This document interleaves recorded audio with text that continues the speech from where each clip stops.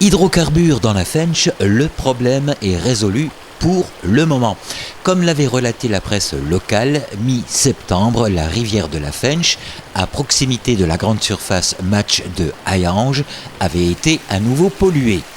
En effet, des hydrocarbures avaient été détectés, occasionnant notamment une forte gêne olfactive aux riverains qui ont alerté les services compétents de la communauté du Val de Fensch, en charge également des milieux aquatiques. Déjà le 2 septembre, une pollution moindre avait été signalée par les services de l'entreprise de rail Saarstahl.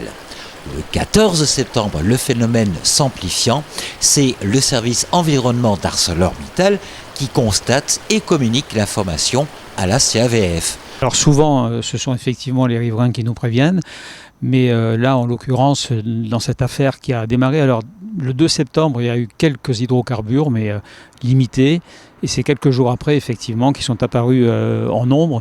Et nous avons été alertés par ArcelorMittal, son service environnement, qui régulièrement inspecte les cours d'eau, vérifie s'il n'y a pas effectivement des problèmes d'hydrocarbures ou de rejet.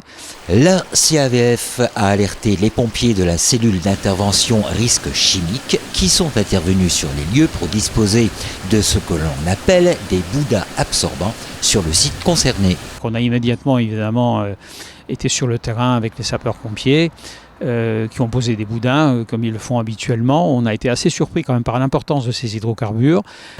Pour l'heure, l'origine de la pollution de la Fensch à cet endroit par des hydrocarbures n'a pas encore été identifiée.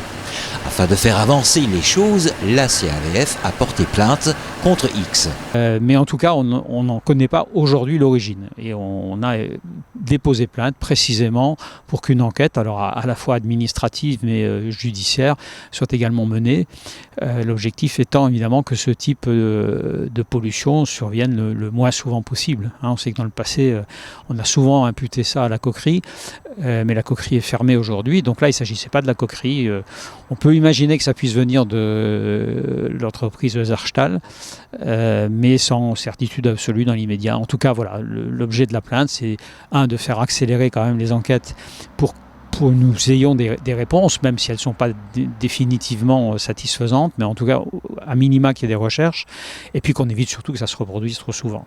Quoi qu'il en soit, au jour d'aujourd'hui, les hydrocarbures ont été absorbés et la pollution n'est pas réapparue. Mais la vigilance reste de mise. Voilà, l'épisode est complètement derrière nous. On n'a pas de raison de suspecter d'autres épisodes à venir, mais on va rester vigilant. Mais comme je vous l'ai dit tout à l'heure, tout le monde l'est. La société ArcelorMittal l'est, puisqu'ils ont leur service environnement qui est mobilisé. J'espère que Saarstahl fonctionne de la même manière. En tout cas, on a fait passer le message.